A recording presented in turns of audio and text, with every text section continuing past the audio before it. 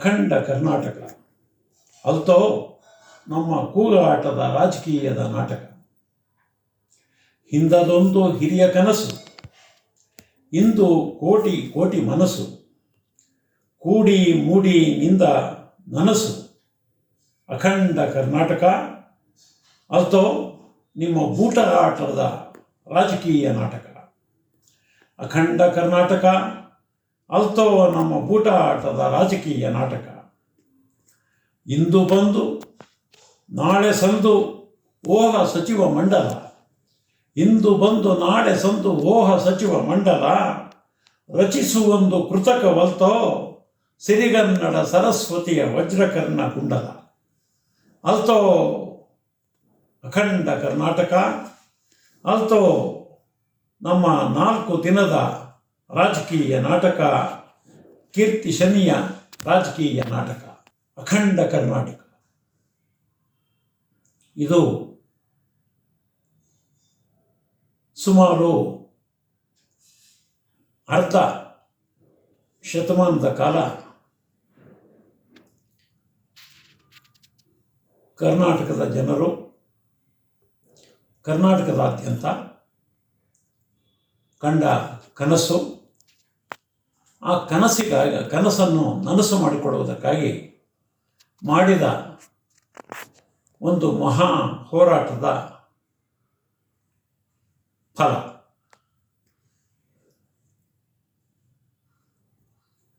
ಕರ್ನಾಟಕ ಏಕೀಕರಣ ಚಳವಳಿ ಅದು ಸಾವಿರಾರು ವರ್ಷಗಳಿಂದ ಬೇರೆ ಬೇರೆ ರಾಜಪ್ರಭುತ್ವಗಳಲ್ಲಿ ಹರಿದು ಹಂಚಿ ಹೋಗಿದ್ದ ಮತ್ತು ಬ್ರಿಟಿಷರ ದಬ್ಬಾಳಿಕೆಯ ಕಾಲದಲ್ಲಿ ಕೂಡ 16 ಸಣ್ಣ ದೊಡ್ಡ ಸಂಸ್ಥಾನಗಳು ಮತ್ತು 3 ಬ್ರಿಟಿಷರ ಆಧಿಪತ್ಯ ಇವುಗಳಲ್ಲಿ ಹಂಚಿ ಹೋಗಿದ್ದ ಜನಸಮುದಾಯ. ಆ ಜನಸಮುದಾಯ ಒಕ್ಕೊರಲಿನಿಂದ ಕೂಗಿ ಕರ್ನಾಟಕವನ್ನು ನೆಲೆಗೊಳಿಸಿದರು. ಅದಕ್ಕಾಗಿ ಅನೇಕ ಜನ ತ್ಯಾಗ ಬಲಿದಾನಗಳನ್ನು ಕೂಡ ಮಾಡಿದರು. ಕರ್ನಾಟಕ ಏಕೀಕರಣ, ಅಖಂಡ ಕರ್ನಾಟಕ ಎಂಬ ಈ ಆಶಯ, ಈ ಬಯಕೆ, ಈ ಅಭಿಪ್ಸೆ ಅದು ಭಾರತದ ಭೂಪಟವನ್ನೇ ಬದಲಾಯಿಸಿದ, ಹಿಂದೆಂದಿನ ಭೂಪಟಕ್ಕಿಂತಲೂ ಸುಂದರವಾಗಿ ಬದಲಾಯಿಸಿದ ಒಂದು ಮಹಾ ಚಾರಿತ್ರಿಕ ಬೆಳವಣಿಗೆಯ ಒಂದು ಭಾಗ. ಕರ್ನಾಟಕ ಏಕೀಕರಣ ಚಳವಳಿಯ ಹೋರಾಟದ ಜೊತೆಗೆ, ಆಶಯದ ಜೊತೆಗೆ ಭಾರತದಾದ್ಯಂತ ವಿಶಾಲಾಂಧ್ರ, ಐಕ್ಯ ಕೇರಳ, ಸಂಯುಕ್ತ ಮಹಾರಾಷ್ಟ್ರ, ಪಂಜಾಬಿ ಸುಬಾ ಎಂಬ ಹಲವಾರು ಪ್ರದೇಶಗಳ ಹಲವಾರು ಚಳವಳಿಗಳು ಜೊತೆಗೂಡಿದವು. ಇದರ ಆರಂಭವೇ ವಂಗಭಂಗ ಚಳವಳಿಯಿಂದ 1905ನೇ ಇಸ್ವಿಯಲ್ಲಿ ಬಂಗಾಳ ಭಾಷಿಕ ಜನರ ಪ್ರದೇಶವನ್ನು ಒಡೆದಾಡುವ ನೀತಿಗೆ ಪ್ರಸಿದ್ಧವಾಗಿದ್ದಂಥ ಕರ್ಜನ್ 2 ಭಾಗಗಳನ್ನಾಗಿ ಮಾಡಿ ಬೇರೆ ಬೇರೆ ಆಡಳಿತಕ್ಕೆ ಅವುಗಳನ್ನು ಒಪ್ಪಿಸಿದಾಗ ಮುಸ್ಲಿಂ ಬಾಹುಳ್ಯದ ಒಂದು ಪ್ರದೇಶ, ಹಿಂದೂ ಬಾಹುಳ್ಯದ ಮತ್ತೊಂದು ಪ್ರದೇಶ ಎಂದು ಕೋಮುವಾದೀಕರಣಗೊಳಿಸಿದಾಗ ಇಡೀ ಭಾರತದ ಒಂದು ಬಾರಿ ಬಹುದೊಡ್ಡ ಚಳವಳಿ ಬಂಗಾಳದಲ್ಲಿ ಎದ್ದು ಬಂತು. ಅದು ಕೇವಲ ಬಂಗಾಳದ ಚಳವಳಿ ಆಗಲಿಲ್ಲ, ಅದು ಇಡೀ ಭಾರತದ ಚಳವಳಿ ಆಯಿತು.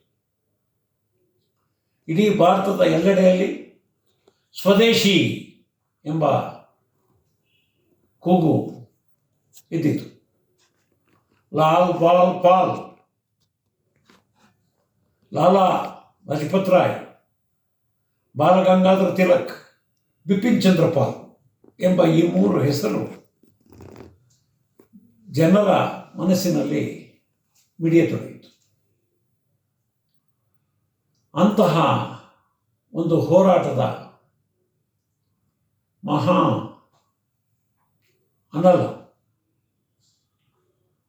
ಬೆಂಕಿಯಿಂದ ಒಂದು ಕಿಡಿ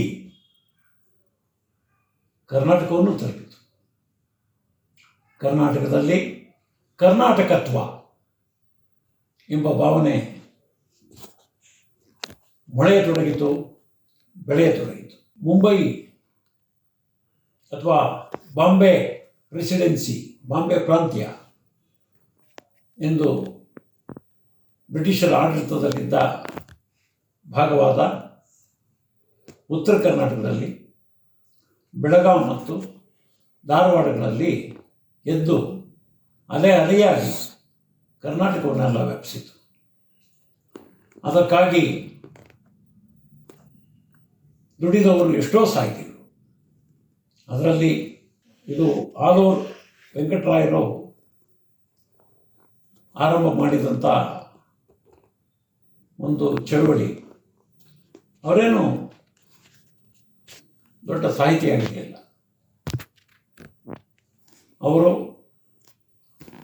ಈ ಕರ್ನಾಟಕ ಏಕೀಕರಣ ಚಳವಳಿಯ ಜೊತೆಗೆ ಸ್ವದೇಶಿ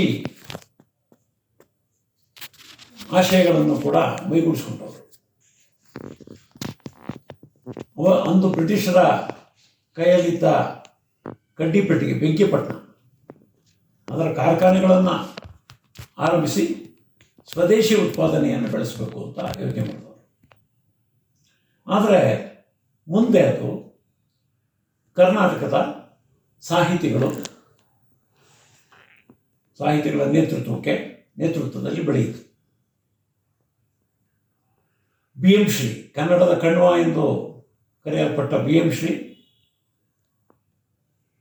ಕನ್ನಡದ ಆಚಾರ್ಯ ಬಿ ಎಂ ಶ್ರೀಯವರು ಕನ್ನಡಕ್ಕಾಗಿ ಕೈಯೆತ್ತು ಎಂದು ಇಡೀ ಕರ್ನಾಟಕವನ್ನು ಸುತ್ತಾಡಿ ಈ ಏಕೀಕರಣದ ಭಾವನೆಯನ್ನು ಜನರ ಹೃದಯದಲ್ಲಿ ಮೂಡಿಸಿದರು. ಹೀಗೆ ಬೆಳೆದು ಅದು 1920ರ ನಾಗಪುರ ಮಹಾಧಿವೇಶನದಲ್ಲಿ, ಕಾಂಗ್ರೆಸ್ ಮಹಾಧಿವೇಶನದಲ್ಲಿ ಭಾಷಾವಾರು ಪ್ರಾಂತ್ಯಗಳ ಕಲ್ಪನೆ ಮೈದೋಯಿತು. ಅಂದು ಈ ಭಾಷೆ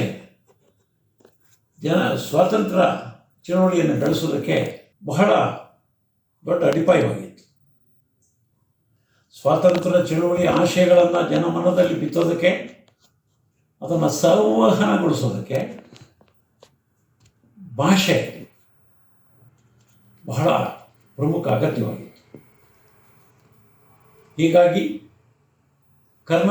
ಕಾಂಗ್ರೆಸ್ನ ಘಟಕಗಳು ಬೇರೆ ಬೇರೆ ಭಾಷೆಗಳ ಹೆಸರಿನಲ್ಲಿ ಅವು ಮೂಡಿಬಂದವು. ಆದರೆ ಈ ಚಳವಳಿ ಜನರ ಆಶಯಗಳು ಭಾರತಕ್ಕೆ ಸ್ವಾತಂತ್ರ್ಯ ಬಂದ ಕೂಡಲೇ ಬಹಳ ಯಶಸ್ವಿಯಾಗಿ ನೆರವೇರ್ತದೆ.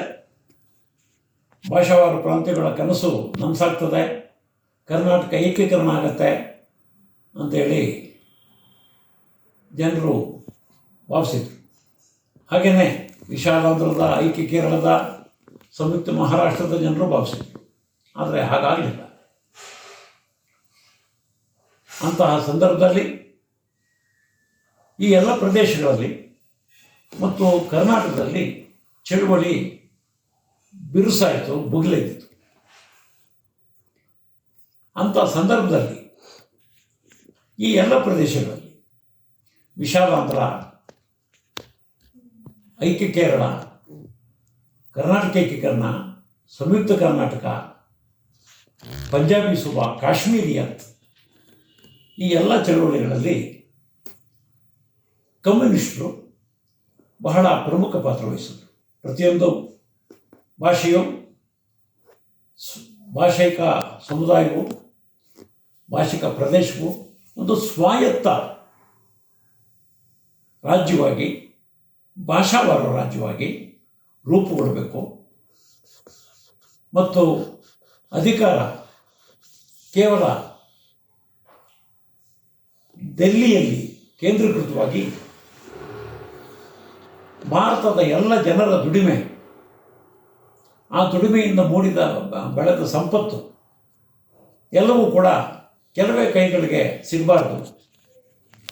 ಅದು ಎಲ್ಲ ಪ್ರದೇಶಗಳ ಜನರ ಬದುಕಿನ ಸೊಗಸಾಗಬೇಕು ಅಂಥೇಳಿ ಕಮ್ಯುನಿಸ್ಟ್ ಪಕ್ಷ ಭಾವಿಸಿ ಭಾಷಾವಾರು ಪ್ರಾಂತ್ಯಗಳ ಹೋರಾಟಗಳನ್ನು ಆರಂಭಿಸಿದರು ಮತ್ತು ಅದರ ಜೊತೆಗೂಡಿದರು. ಎಲ್ಲೆಲ್ಲಿ ಈಗಾಗಲೇ ಆರಂಭವಾಗಿತ್ತೋ ಅದರ ಜೊತೆಗೂಡಿದರು. ಕರ್ನಾಟಕದಲ್ಲಿ ಆಗ ಅಖಿಲ ಕರ್ನಾಟಕ ರಾಜ್ಯ ನಿರ್ಮಾಣ ಪರಿಷತ್ ಅಂತ ಒಂದು ಸಂಘಟನೆ ಸ್ಥಾಪಿತವಾಗಿ ಕರ್ನಾಟಕದಾದ್ಯಂತ ಚಳವಳಿಯನ್ನು ಬೆಳೆಸಿತು. ಅದರಲ್ಲಿ ಅದಕ್ಕೆ ಅಳವಂಡಿ ಶಿವಮೂರ್ತಿ ಸ್ವಾಮಿ ಅಂತ ಒಬ್ಬರು ನಾಯಕರಾಗಿದ್ದರೆ, ಅಧ್ಯಕ್ಷರಾಗಿದ್ದರೆ, B V Kakkiraya, N L Upadhyaya ಮೊದಲಾದವರೆಲ್ಲ ಅದರ ಸಂಚಾಲಕರಾಗಿ ದುಡಿದರು. ಕಮ್ಯುನಿಸ್ಟ್ ನಾಯಕರುಗಳು ಎನ್ ಕೆ ಉಪಾಧ್ಯಾಯ ಎಂಬ ಇನ್ನೊಬ್ಬ ಕಮ್ಯುನಿಸ್ಟ್ ನಾಯಕರು ಹುಬ್ಬಳ್ಳಿಯಲ್ಲಿ ಕಾಂಗ್ರೆಸ್ನ ಕರ್ನಾಟಕ ಪ್ರಾಂತ್ಯ ಕಾರ್ಯಕಾರಿಣಿ ಸಮಿತಿ ಸಭೆ ನಡೀತಾ ಇದ್ದಾಗ ಸಾವಿರಾರು ಜನರ ಜೊತೆಯಲ್ಲಿ ಆ ಸಭೆಗೆ ನುಗ್ಗಿ ಕಾಂಗ್ರೆಸ್ನ ನಾಯಕರುಗಳೇ, ಏಕೀಕರಣದ ಪ್ರಶ್ನೆ ಏನಾಯಿತು ಎಂದು ಗರ್ಜಿಸಿದರು. ಹಾಗೆ ಕರ್ನಾಟಕದಾದ್ಯಂತ ಹೋರಾಟ ಚಿಮ್ಮಿ ಬಂತು. 56ರಲ್ಲಿ ಕರ್ನಾಟಕ ಏಕೀಕರಣವಾಯಿತು. ಆದರೆ ಕರ್ನಾಟಕ ಕನ್ನಡ ಭಾಷಿಕ ಜನರೆಲ್ಲ ಸೇರಿ ಒಂದು ರಾಜ್ಯ ಆಯಿತು. ಅದು ಕರ್ನಾಟಕ ರಾಜ್ಯವಾಯಿತು. ಆಗ ಮೊದಲಿಗೆ ಅದಕ್ಕೆ ವಿಶಾಲ ಮೈಸೂರು ಅನ್ನೋ ಹೆಸರಿನಿಂದ ಅದು ತಳೆದರೂ ಕೂಡ ಅದು ಕರ್ನಾಟಕ ಏಕೀಕರಣ ಆಗಿದ್ದು 1956.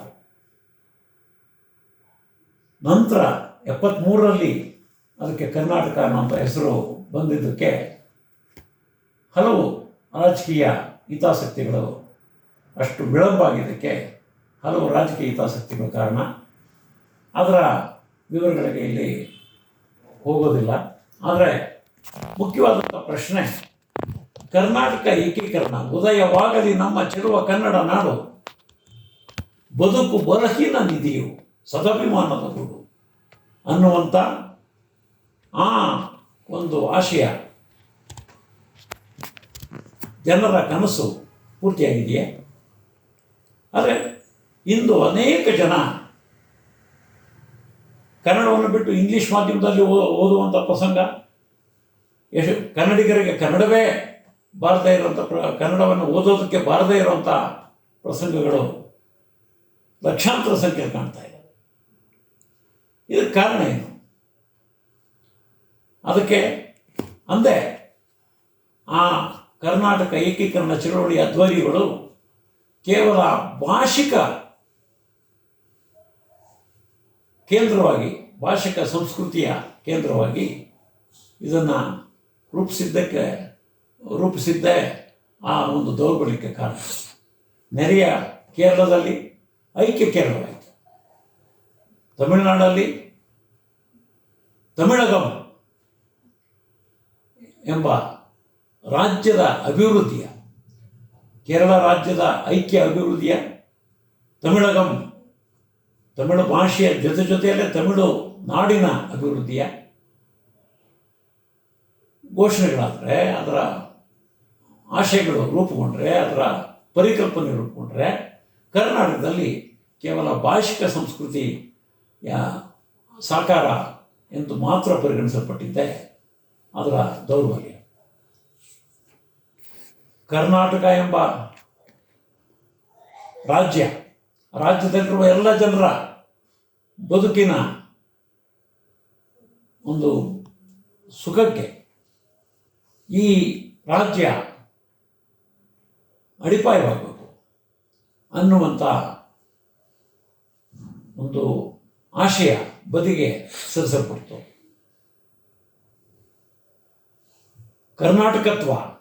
ಕರ್ನಾಟಕಕ್ಕೆ ಹೆಚ್ಚು ಅಧಿಕಾರ, ಆರ್ಥಿಕ ಅಧಿಕಾರ, ರಾಜಕೀಯ ಅಧಿಕಾರ, ಸಾಂಸ್ಕೃತಿಕ ಅಧಿಕಾರ, ಭಾಷಿಕ ಬೆಳವಣಿಗೆ ಆಗಬೇಕು ಅನ್ನುವಂಥದ್ದು ಬದಿಗೆ ಸರಿದು ಕೇವಲ ಇವತ್ತು ಕೇಂದ್ರದ ಧಾಡೆಗೆ ಪದೇ ಒಳಗಾಗ್ತಾ ಇದೆ ಕರ್ನಾಟಕಕ್ಕೆ ಹೆಚ್ಚು ಅಧಿಕಾರ ಬೇಕು, ಆರ್ಥಿಕ ಸಂಪನ್ಮೂಲ ಬೇಕು, ಕರ್ನಾಟಕದಲ್ಲಿ ಹೆಚ್ಚು ಕೈಗಾರಿಕೆಗಳು ಬೆಳೀಬೇಕು, ಕರ್ನಾಟಕದಲ್ಲಿ ಹೆಚ್ಚು ಉದ್ಯೋಗಗಳು ನಿರ್ಮಾಣ ಆಗಬೇಕು ಮತ್ತು ಕನ್ನಡದಲ್ಲೇ ವಿದ್ಯಾಭ್ಯಾಸ ಪ್ರಾಥಮಿಕ ಶಾಲೆಯಿಂದ ವಿಶ್ವವಿದ್ಯಾಲಯದವರೆಗೆ ತಂತ್ರಜ್ಞಾನದ ಕ್ಷೇತ್ರಗಳಲ್ಲಿ ಎಲ್ಲ ಕಡೆ ಕನ್ನಡದಲ್ಲಿ ವಿದ್ಯಾಭ್ಯಾಸ ಸಿಗುವಂತಾಗಬೇಕು ಮತ್ತು ಕರ್ನಾಟಕದ ಒಳಗಿನ ಬೇರೆ ಬೇರೆ ಭಾಷಿಕ ಸಮುದಾಯಗಳು, ತುಳು, ಕೊಡವ, ಅರೆಭಾಷೆ, ಕೊಂಕಣಿ, ಉರ್ದು, ತೆಲುಗು ಮೊದಲಾದಂಥ ಸಮುದಾಯಗಳು ಕೂಡ ತಮ್ಮ ತಮ್ಮ ಭಾಷೆಯ ಬೆಳವಣಿಗೆಯನ್ನು ಕಾಣೋದಕ್ಕೆ ಕರ್ನಾಟಕದ ನಿರ್ಮಾಣ ಸಹಾಯ ಆಗಬೇಕು ಅನ್ನುವಂಥ ಆಶಯಗಳು ಹಿಂದೂಡಲ್ಪಟ್ಟಿದ್ದಾವೆ. ಆದ್ದರಿಂದ ಉದಯವಾಗಲಿ ನಮ್ಮ ಚೆಲುವ ಕನ್ನಡ ನಾಡು ಅನ್ನುವಂಥ ಆಶಯ ಕರ್ನಾಟಕ ಉದಯವಾದ ಮೇಲೂ ಕೂಡ ಇವತ್ತಿಗೂ ಕೂಡ ಸಾಕಾರವಾಗಿ ಉಳಿದಿದೆ ಮತ್ತು ಕರ್ನಾಟಕದ ಜನರ ಬದುಕು ಬಲು ಆಗಬೇಕು ಅನ್ನುವಂಥ ದಿಶೆಯಿಂದ ಕರ್ನಾಟಕ ಸ್ವಾಯತ್ತತೆಯನ್ನು ಗಳಿಸ್ಕೋಬೇಕು, ಕರ್ನಾಟಕದ ಜನರ ಬದುಕನ್ನು ಕರ್ನಾಟಕದ ಜನರೇ ರೂಪಿಸಿಕೊಡುವಂತೆ ಆಗಬೇಕು ಅನ್ನುವಂಥ ಹೋರಾಟ ಇನ್ನೂ ಕೂಡ ಬೆಳಿಬೇಕಾಗಿದೆ ಮತ್ತು ಆಶಯ ಸಾಧಿತವಾಗ್ತದೆ.